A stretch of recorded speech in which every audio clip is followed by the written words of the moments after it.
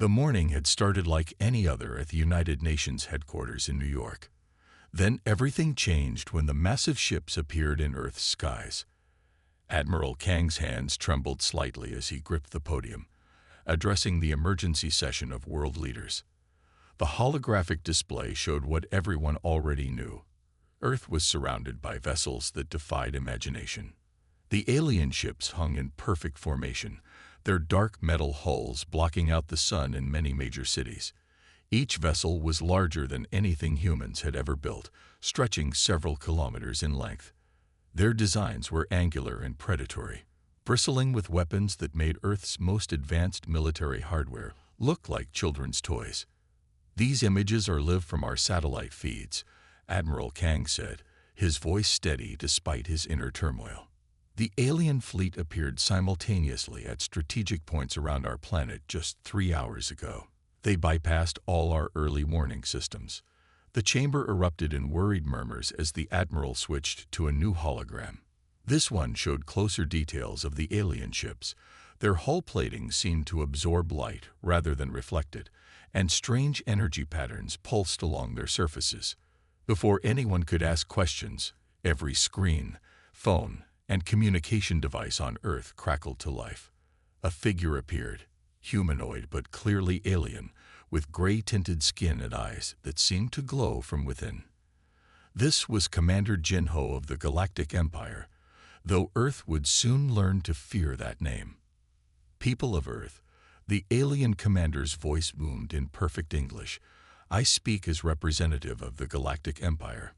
Your planet now falls under our protection and rule. You have 48 hours to submit to Imperial authority. Your leaders will surrender control of all military and governmental functions to our oversight. Resistance is—" He paused, showing sharp teeth in what might have been a smile. "Inadvisable." In the UN chamber, delegates sat in stunned silence. Admiral Kang watched their faces, fear, anger, disbelief. He had known this day might come, but the reality was still overwhelming. Several nations didn't wait for the full 48 hours. Military commanders in various countries launched their most powerful weapons at the alien ships. Nuclear missiles streaked skyward. Advanced fighter jets engaged in desperate attacks. Experimental energy weapons were fired from secret bases. The Empire's ships didn't even attempt to evade. Their shields flared briefly with each impact, creating beautiful but terrifying displays of light. Nuclear detonations bloomed against their barriers like fireflies against a window.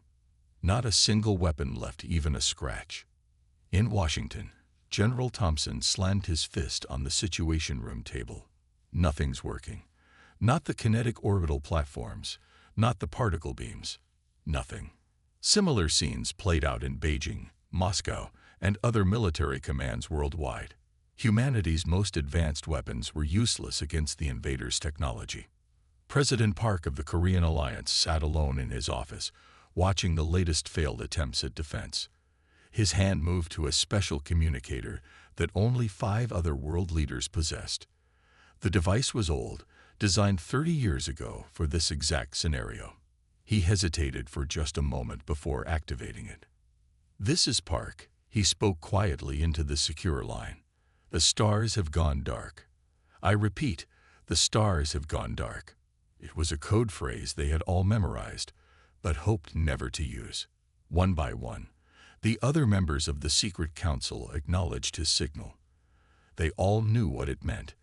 30 years of preparation, trillions in hidden resources, and the biggest secret in human history were about to be revealed. In the UN chamber, Admiral Kang received a subtle alert on his personal device. He recognized the code and allowed himself a small smile. The Empire thought they had humanity cornered, helpless. They had no idea what was coming. Commander Jinho's image appeared again on global communications. "Your primitive attempts at resistance are noted. They will not affect the timeline for your surrender. 45 hours remain." The alien commander spoke with absolute certainty. After all, his empire had conquered hundreds of worlds. Earth was just another primitive planet to add to their collection. The humans' pathetic weapons couldn't even scratch their shields. victory was assured. But if Jin-Ho had studied Earth's history more carefully, he might have noticed something important. Humans had a habit of keeping secrets, of preparing for the worst, of surviving against impossible odds. And right now, in hidden bases across the planet, something was stirring. Admiral Kang excused himself from the UN chamber, heading to a secure facility deep beneath the building. As he walked, he thought about all the years of preparation, all the sacrifices made in secret. The Empire thought they were dealing with a primitive civilization armed with rockets and simple atomic weapons. They were about to learn how wrong they were. Humanity had been preparing for this day for 3 decades, and in less than 45 hours, the Empire would learn why you should never underestimate the human race. In various locations around the world, hidden doors were opening. Ancient engines were warming up, and a fleet that shouldn't exist was preparing to show itself. The Empire had come to conquer Earth, but they had no idea what they were really facing. Admiral Kang reached his destination and entered his security codes. On screens around him, he could see similar facilities activating worldwide. Everything they had built in secret was about to be revealed. The Empire had given Earth 48 hours to surrender. They would soon discover that was their biggest mistake, because in those hours, humanity would show them something they never expected, a hidden force that would change the galaxy forever. 30 years before the Empire arrived, on a cold Antarctic morning, Dr. Lee Sun-mei made the discovery that would change humanity's future. Her research team had been drilling ice cores when their equipment hit something that shouldn't have been there, something metallic, buried deep beneath layers of ancient ice. At first, they thought they had found a meteorite, but as they carefully melted away the surrounding ice, they uncovered something far more significant. The object was clearly artificial, a spacecraft of incredible design, its hull made of materials unknown to Earth science. Dr. Lee remembered that moment clearly, standing in the excavation pit, her breath frosting in the bitter cold, staring at something that shouldn't exist. The ship was partially crushed, probably from its impact with Earth thousands of years ago, but sections of it remained intact. Most importantly, its engine core and computer systems were salvageable. Within hours of the discovery, military forces from several nations arrived to secure the site. Dr. Lee soon learned that her find hadn't been entirely accidental. Certain governments had detected strange energy readings from this location for years, but lacked the technology to reach it. They had secretly funded various Antarctic research projects, hoping someone would eventually find what lay beneath the ice.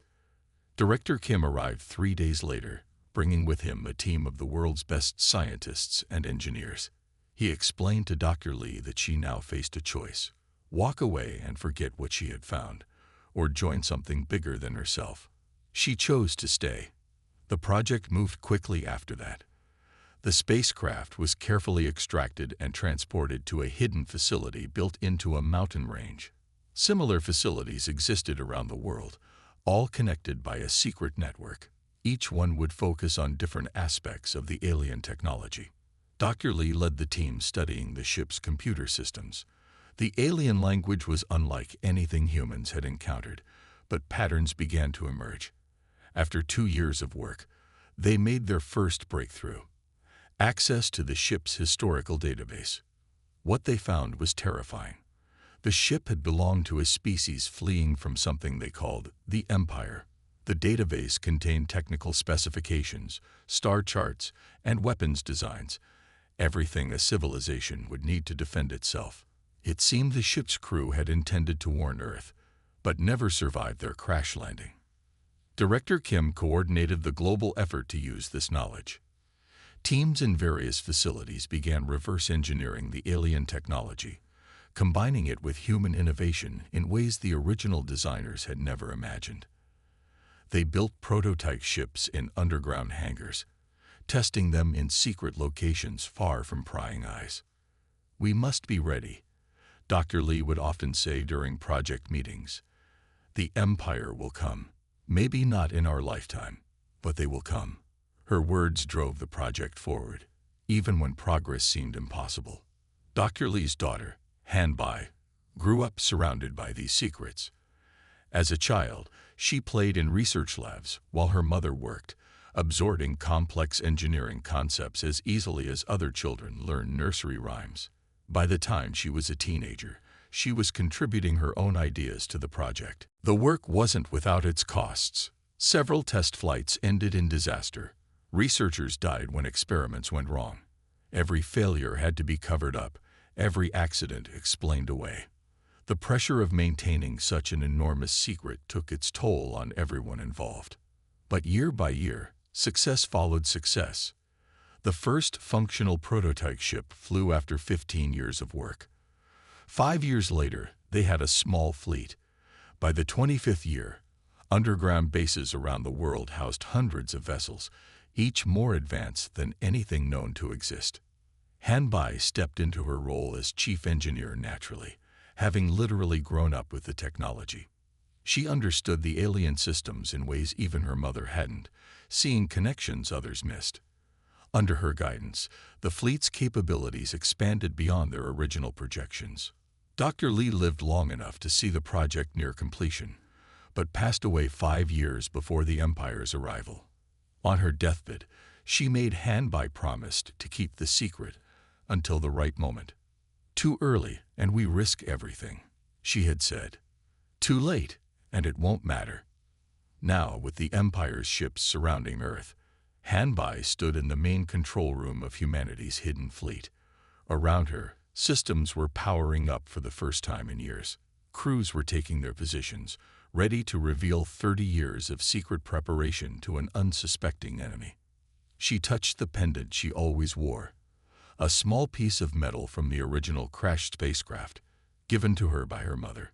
Everything they had worked for was about to be tested. The Empire thought they were dealing with a primitive civilization.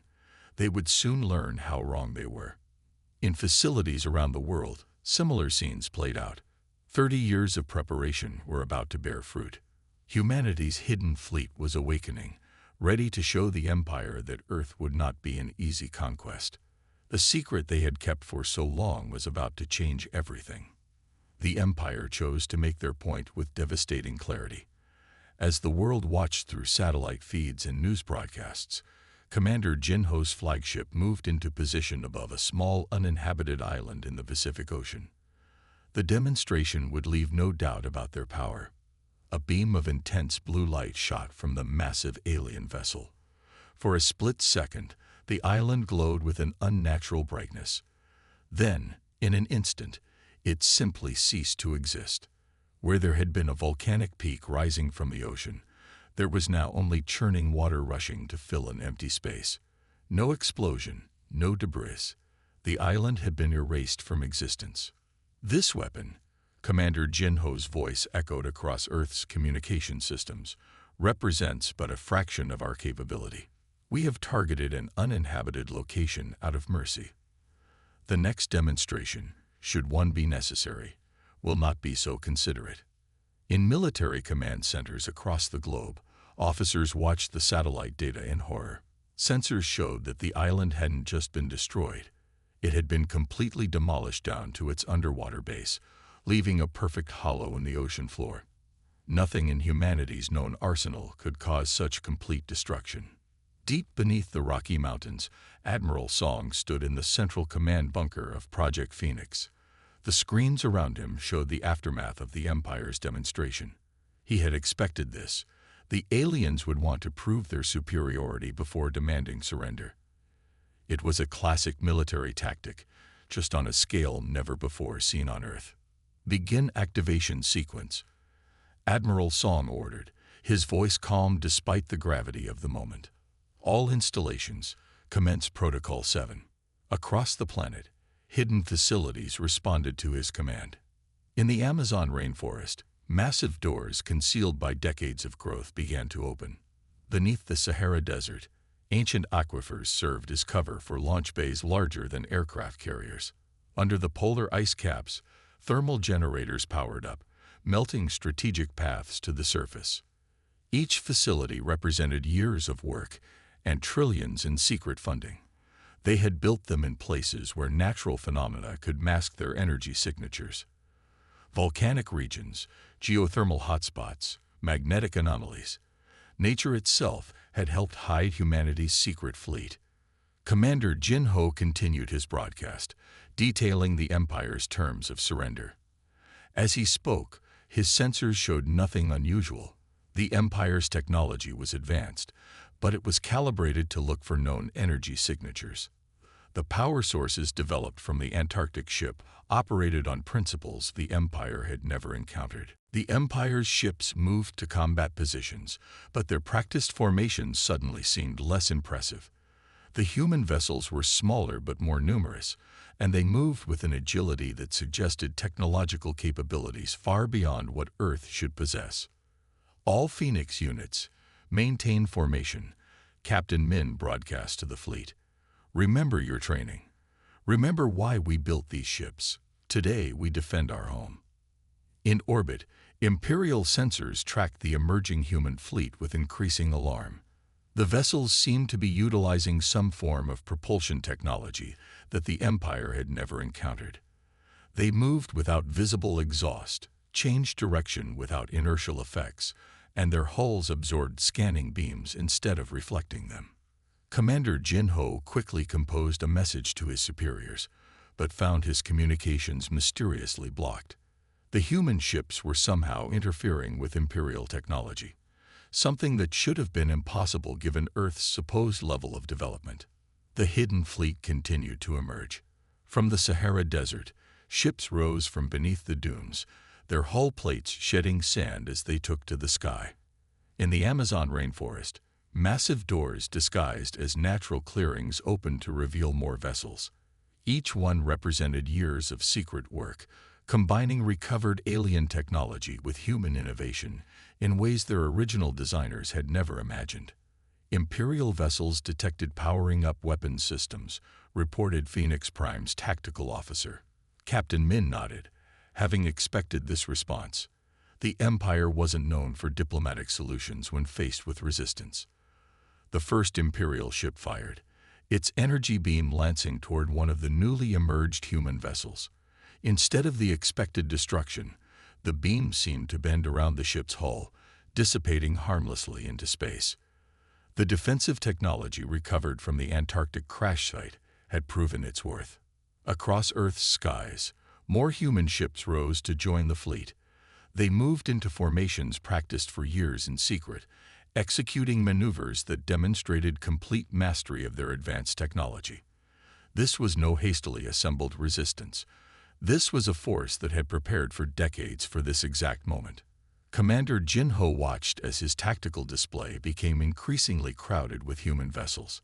His ships still held the advantage in size and raw power, but the humans had numbers, and more importantly, capabilities that weren't supposed to exist on this world. Captain Min opened a channel to all Earth forces. Phase 1 complete.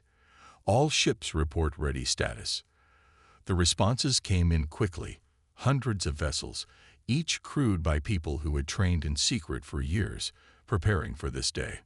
The Empire had come expecting to find a primitive world ready for conquest. Instead, they found themselves facing a fleet that represented humanity's best-kept secret, a force created by combining their own determination with technology recovered from those who had fled the Empire's expansion long ago. As the two fleets faced each other in Earth's orbit, the true scale of humanity's preparation became clear. This was not going to be the simple conquest the Empire had planned. The next few hours would change the course of galactic history, and humanity's hidden fleet was ready to ensure that change would favor Earth. Captain Min initiated humanity's first strike with a maneuver that defied conventional space combat tactics. Her flagship, Phoenix Prime, led a squadron of ships in a tight formation directly toward the Earth's atmosphere. The Empire's vessels tracked them, expecting the humans to pull up before hitting the atmospheric boundary. They didn't pull up. Instead, the Earth ships plunged into the atmosphere at full speed, their advanced shields glowing as they cut through the air. The Empire ships hesitated, their massive size making atmospheric entry a dangerous proposition. This hesitation was exactly what Captain Min had counted on. "Execute Pattern Delta," she commanded.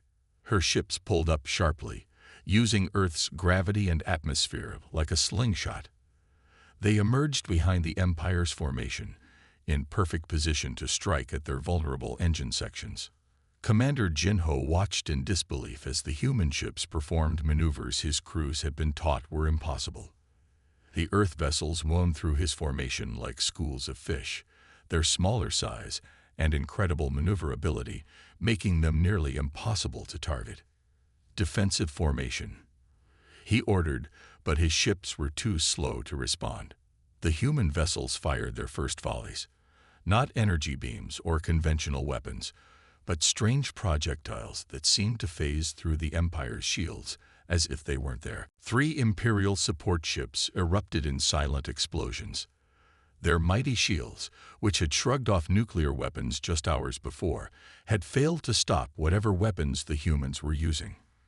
Commander Jinho's tactical display filled with damage reports he couldn't believe. Captain Min's voice carried across all frequencies, being broadcast in clear defiance of Imperial communication protocols. "Your shields were designed to stop energy and kinetic weapons. We designed something different." More Earth ships emerged from the atmosphere, using the planet's magnetic field to mask their approach. They struck from multiple angles, their weapons bypassing Imperial defenses that had been considered impenetrable for centuries. Impossible. Commander Jinho slammed his fist on his command console. These primitives couldn't have developed this technology. They barely have space stations. But the evidence was undeniable. The human ships moved with perfect coordination, executing battle plans that had clearly been practiced countless times. They used Earth's gravity, atmosphere, and magnetic field in ways the Empire had never considered, turning the planet itself into a weapon. Another squadron of Earth ships demonstrated a new tactic, diving between 2 Imperial cruisers. The Empire ships fired, but the humans activated some kind of phase technology. The Imperial weapons passed through empty space, striking their own ships on the opposite side. Captain Min watched from her command chair as the battle unfolded according to plans developed over decades. Every Imperial tactic, every standard response, had been studied and countered. The Antarctic ship's database had provided not just technology, but detailed information about Empire combat doctrine. "They rely too much on their shields," she commented to her bridge crew. "They never developed alternatives because they never needed to. Until now." The Empire's mighty ships found themselves in an impossible situation. Their weapons were deadly, but couldn't track the agile Earth vessels. Their shields were powerful but useless against the humans' phase technology. Their tactics were proven across hundreds of conquests, but fell apart against an enemy who didn't fight according to galactic standard warfare. Commander Jinho ordered his ships to pull back, to regroup and reassess. But the human vessels pressed their advantage, harrying the Imperial ships from all sides. Centuries of Empire tactical doctrine proved useless against an enemy who had spent 30 years preparing specifically to fight them. "Target their command and control systems," Captain Min ordered. "Don't let them coordinate their responses." Earth ships fired precise bursts of their phase weapons, knocking out communication arrays and sensor systems on the Imperial vessels. The mighty conquest fleet began to fragment, individual ships unable to maintain formation without central coordination. The Empire's technological superiority, built on thousands of years of unchallenged dominance, was being systematically dismantled by humans who had learned to think differently. Every attempt to counter the Earth ships revealed new weaknesses in Imperial tactics. "How?" Commander Jinho demanded as another support ship went dark.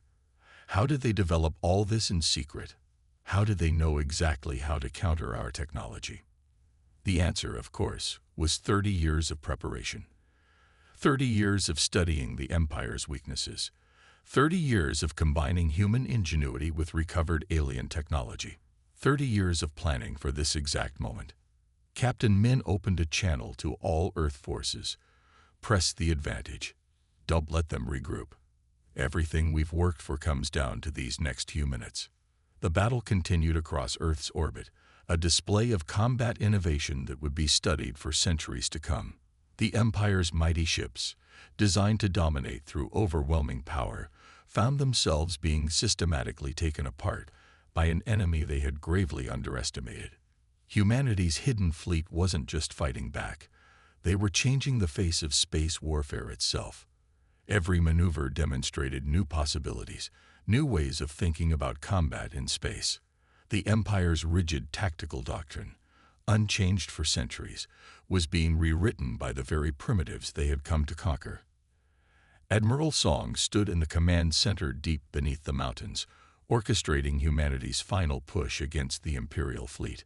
Holographic displays showed the positions of every ship in orbit, Earth vessels marked in blue, Imperial ships in red. The number of red markers was steadily decreasing. All fleet commanders, execute final protocol. Admiral Song transmitted. Captain Min, take your squadron and target their flagship. Cut off the head, and the body will fall. The Earth ships moved with practiced precision, breaking into smaller attack groups. Each group had trained for years for this moment, perfecting maneuvers that the Empire had never seen before. The human vessels slipped through Imperial formations like water through fingers. Commander Jinho's desperation grew as he watched his mighty fleet being systematically dismantled. His ships were more powerful, his weapons more destructive, but none of that mattered against an enemy that refused to fight according to conventional rules. Send the distress signal, he ordered his communications officer. Call for reinforcements from the nearest battle group. But no signal left his ship. The Earth vessels had created some kind of energy field that blocked all Imperial communications. His fleet was alone, cut off from the Empire that had never failed to support its forces, until now. Captain Min's squadron approached the Imperial flagship from multiple angles. Her ships moved in patterns that seemed random but were the result of years of tactical analysis. They had studied every recorded Imperial battle, learning how the Empire responded to threats, and then developed counters for each response. Their shields are adapting, her tactical officer reported. They're trying to modify their frequencies to block our phase weapons. Just as we expected, Captain Min replied. Initiate countermeasures sequence 3. The Earth ships fired their phase weapons in a new pattern, one they had held in reserve for this moment. The Imperial shields flickered and failed, unable to adapt to an attack that seemed to come from multiple phases of space-time simultaneously. In his mountain bunker, Admiral Song watched with pride as the human fleet executed their final attack plans.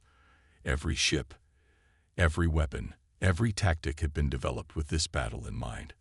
They had built their entire fleet knowing exactly who they would fight and how they would fight them. Commander Jinho's flagship rocked with direct hits. Systems failed across his mighty vessel as Earth's weapons found their marks. His crew, trained to expect victory through superior firepower, found themselves unable to counter attacks that seemed to defy the laws of physics themselves. How? He demanded of his tactical display. How did they develop all this? How did they hide it from our scouts?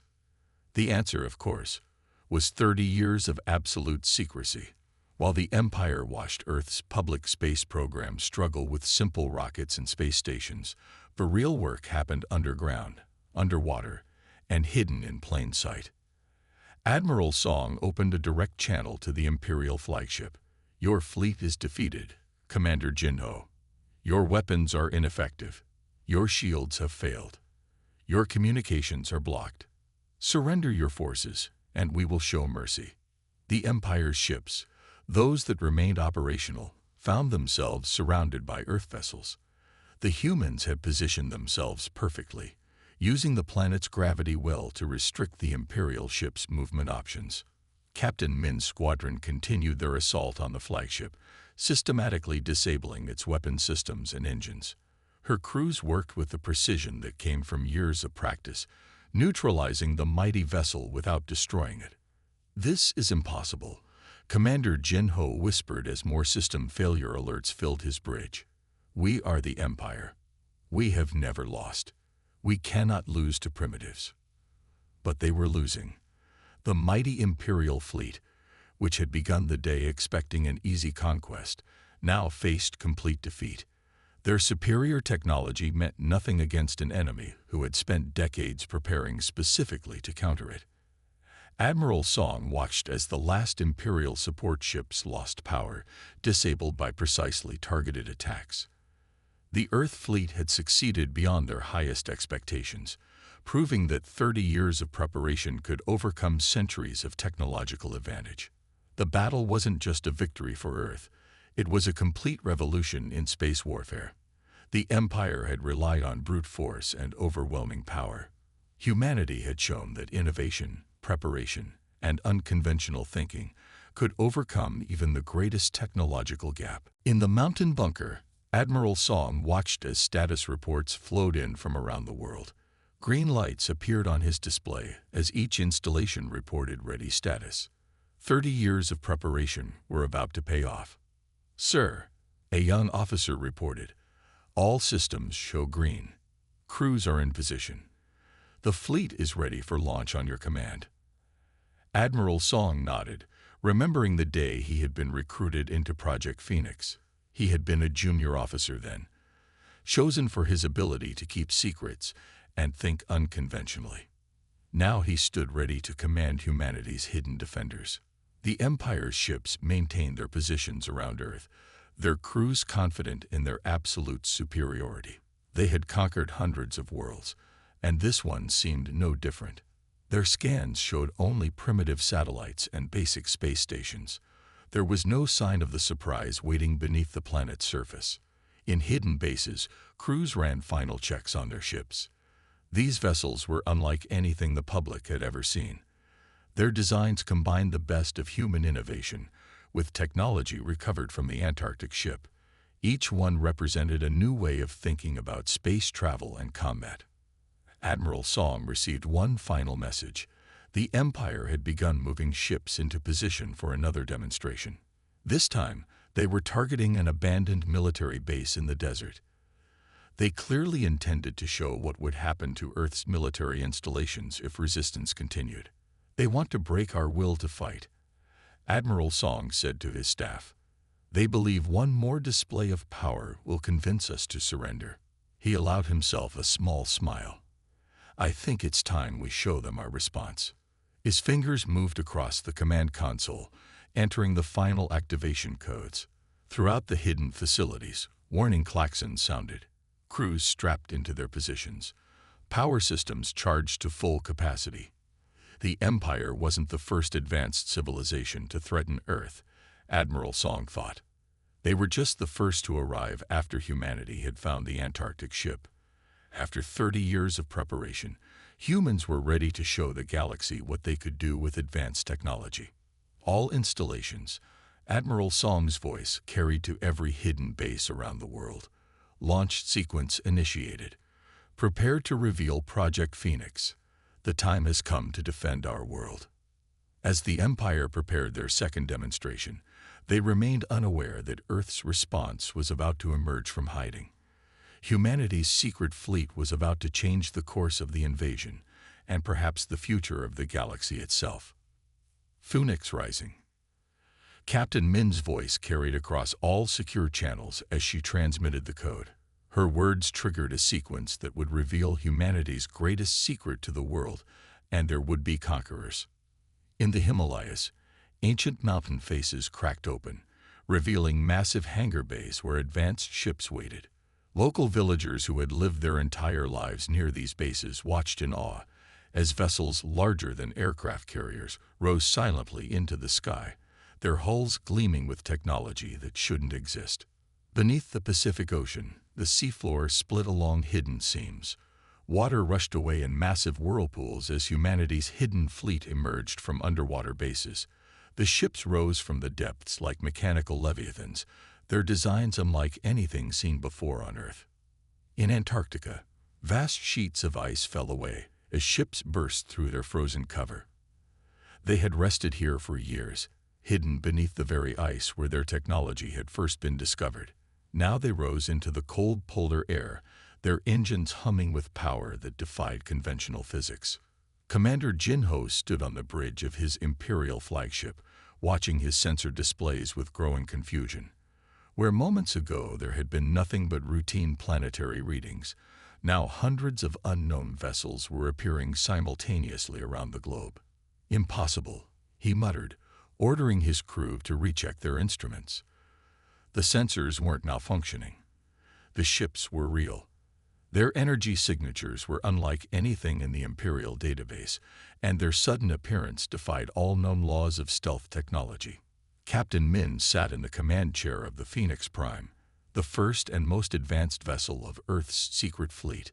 Her ship had been hidden beneath Mount Fuji, its power signature masked by the volcano's natural energy.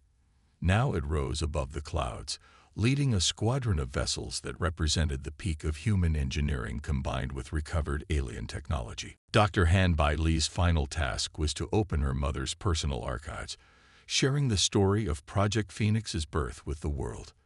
The documents revealed 30 years of sacrifice, innovation, and unwavering dedication to protecting Earth's future. As humanity stepped into its new role as a galactic power, the lesson was clear. They had succeeded not through overwhelming force, but through patience, preparation, and the power of keeping the right secret at the right time. The Empire's defeat marked not just the end of their expansion, but the beginning of humanity's journey to the stars. And this time, they would make that journey on their own terms, armed with the knowledge and technology they had worked so hard to master. Admiral Song's words at the treaty signing became humanity's new motto as they looked to the future. "We kept our secret until the right moment. Now the galaxy will know. Earth is not to be underestimated." The end of the Empire's threat was just the beginning of humanity's story among the stars. Commander Jinho stood on his darkened bridge, emergency power providing the only illumination. Around his flagship, Earth vessels held position, their weapons ready but not firing. They waited for his surrender, these humans who had done the impossible. Admiral Song prepared to transmit the formal surrender terms that had been drafted decades ago in preparation for this moment. Earth's hidden fleet had changed the balance of power in the galaxy forever, and the Empire was about to learn just how thoroughly they had been outmaneuvered. The day that began with an Imperial ultimatum was ending with humanity's greatest triumph. The Empire's attempt to conquer Earth had led them straight into a trap 30 years in the making, and nothing in the galaxy would ever be the same. Admiral Kang stood once again before the United Nations, but this time the atmosphere was entirely different. Gone was the fear and desperation of his previous address. Now he faced a room filled with hope and pride as he prepared to reveal humanity's greatest secret. 30 years ago, he began, his voice carrying across the silent chamber. "We discovered we were not alone in the universe. But more importantly, we discovered we were not defenseless." The holographic displays showed images that stunned the world.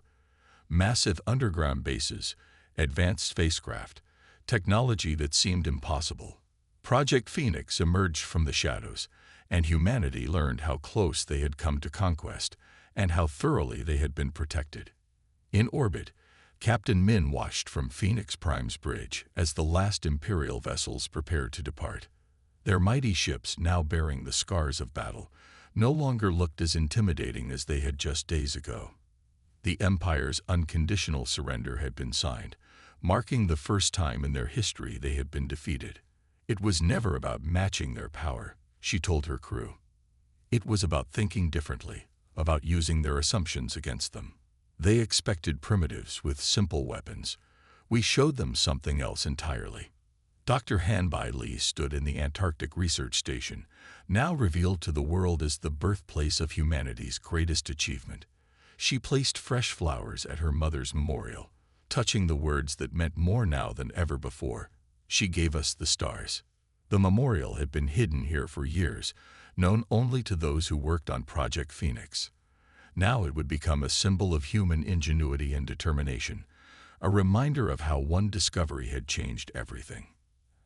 Admiral Song presided over the final treaty signing aboard Phoenix Prime. Commander Jinho, representing the defeated Empire, could barely hide his disbelief as he signed the documents. The terms were clear. Earth was not to be threatened again, and humanity would now take its place among the galactic powers. "We kept our secret until the right moment," Admiral Song declared as the treaties were signed. "Now the galaxy will know. Earth is not to be underestimated."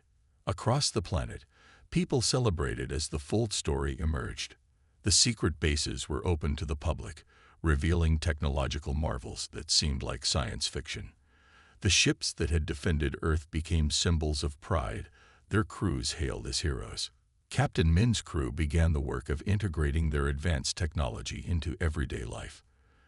The innovations developed for Project Phoenix would transform human society, from energy production to transportation to medicine.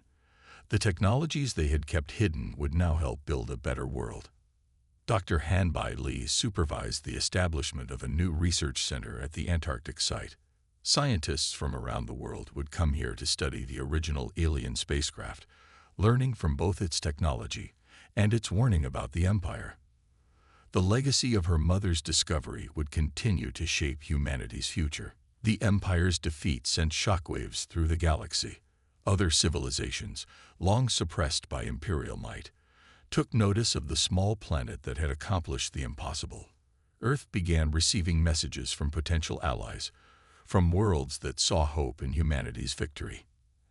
Admiral Kang concluded his address to the UN with words that would be remembered for generations.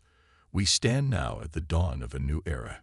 We have proven that humanity's greatest strength lies not in the power of our weapons, but in our ability to prepare, to innovate, and to stand united against any threat." The ships of Project Phoenix remained vigilant, patrolling Earth's space with their advanced technology no longer hidden.